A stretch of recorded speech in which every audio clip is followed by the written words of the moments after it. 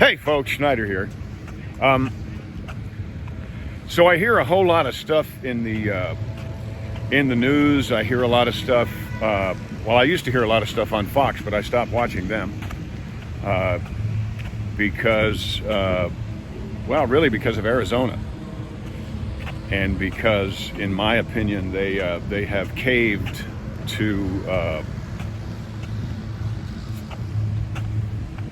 I don't want to say the other side, but they've caved to a certain kind of supposed journalism that is more sensationalism than it is journalism. You know, in Walter Cronkite's day, things were different. In Charles Kuralt's day, things were different. In Paul Harvey's day, things were different. And I think better. You know, but I'm older, and a lot of older people think, the good old days were the good old days. But I do think they were the good old days. But what I am hearing is that we're in such a rush to name a winner. In fact, the media has named a winner, which, by the way, for the record and honest to God's truth, hand to God, they don't have the right or the authority to do. It's the Electoral College that has the right, authority, and responsibility to do that.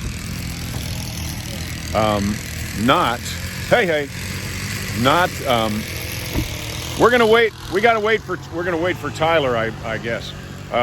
So they have the right, authority, and responsibility to do that, not the media. And I want you to wrap your head around that. Not the media. Just because the media calls a duck a fish does not mean the duck is a fish. Pretty silly, huh? So what I want to ask you is, are there acceptable levels of fraud? Let me ask you that again. Are there acceptable levels of cheating?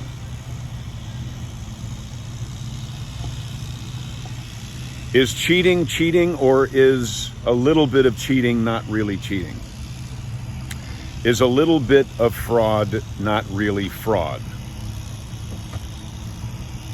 Seriously, ask yourself that question. Because,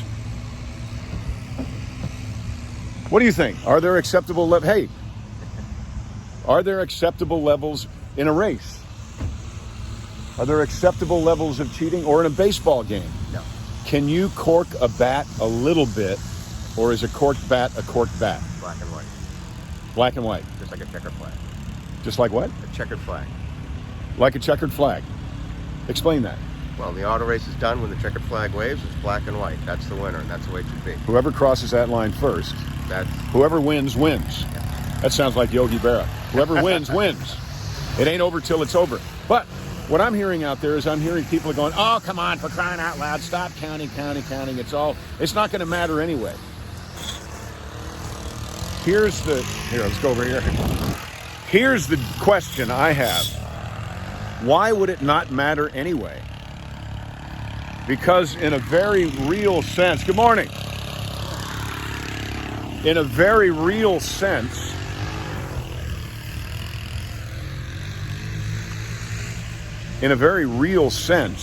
if you say it's not going to matter anyway, that means it's only about the numbers. I don't actually believe this is only about the numbers. Because, of course, as a legitimate count is happening, one side's numbers are going to go up, and it's presumable that the other side's numbers are going to go down, because ballots that were not counted will be counted. Ballots that were illegal ballots will be thrown away. Now, illegal ballots are several things. They could be ballots that came in after the prescribed time, or, and I hope this is not the case, but I fear it is, they could be ballots that are actually illegitimate because they are falsified or counterfeit. Now we've opened up a whole new can of worms. Okay? If the ballots, if I'm pretty black and white, if one ballot is counterfeit, then somebody cheated. However, let's say for the sake of argument that there are a bunch of ballots that are illegitimate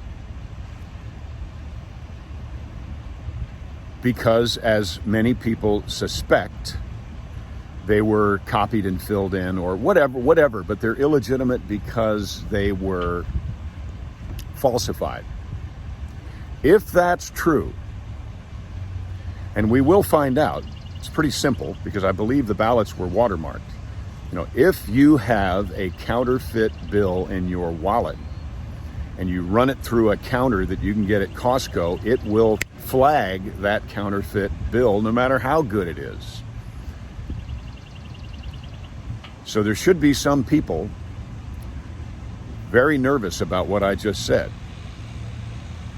So if that's true, and I believe it is, but if that's true, can't prove it, I can't prove it, but they can, someone will, then that suggests that there are people in high levels of government who willfully, knowingly, and intentionally tried, past tense, to abuse our system of government through voter fraud. Now, if that's true, I have to ask you again. Is there an acceptable level of voter fraud? Personally, I think not. If I'm playing cards and I find for 10 hours and I find out at 9 hours and 59 minutes that someone at the table who is winning has cheated, I don't try to determine to what degree they have cheated in order to figure out how much they owe me back. If they cheated, they cheated. If your bat is corked, your bat is corked. I'm going to get base. Nah, I better not. If you cheat, you cheat, and we will find out.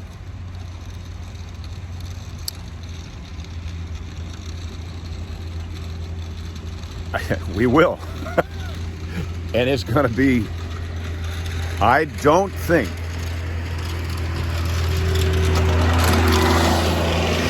Democratic-run states should be so fast to, number one, call an election, or number two, take down the plywood, because if there are unacceptable levels of voter fraud on the side of the Democratic Socialist Party, and this election is turned around, as you know, I believe it should be. Actually, not even turned around, because it's not over yet. They're still counting. The people who are currently preaching unity are going to go crazy. But we must protect our system of justice and voting at all costs, because in my opinion, there is no such thing as an acceptable level of fraud. I'm John Schneider. Thanks for being part of the conversation. Wave that checkered flag, but not till the race is over.